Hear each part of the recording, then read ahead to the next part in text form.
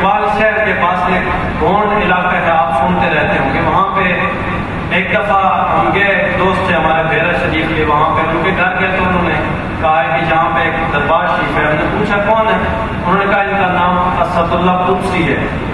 تو ہم نے کہا ٹھیک ہے لے جاؤ ہمیں بھی.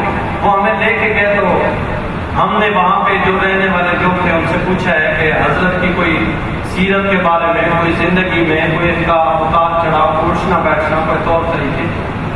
تو وہ کہتے ہیں کہ ان کی زندگی میں ہم نے ایک بات دیکھی ہے. میں نے پوچھا کون سی؟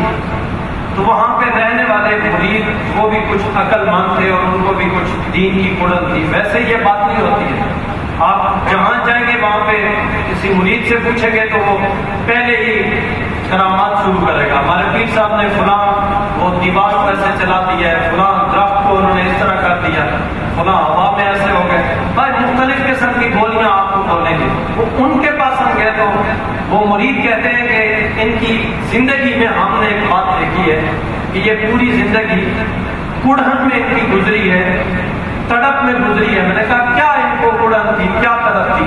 تو وہ کہتے ہیں کہ یہ پیر صاحب ہمیشہ پوچھتے رہتے تھے کہ میرے پاس لوگ آتے ہیں، ہجوم رہتا ہے، لوگوں کا رش رہتا ہے، جو آتا ہے وہ مجھے کہتا ہے پیر صاحب بھینس بیمار ہو گئی ہے تعویذ دے دیں، پیر صاحب میرے بیٹے کی نوکری نہیں لگ رہی آپ دم کر دیں، پیر صاحب فلاں کام نہیں ہو رہا ہے یہ آپ کر دیں، یہ کر دیں، یہ وظیفہ دے دیں.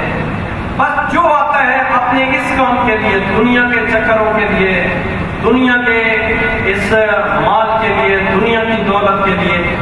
میرے پاس کوئی بندہ ایسا نہیں آتا ہے جو مجھ سے کوئی دین کی بات پوچھتا، کوئی مجھ سے مسئلہ پوچھتا.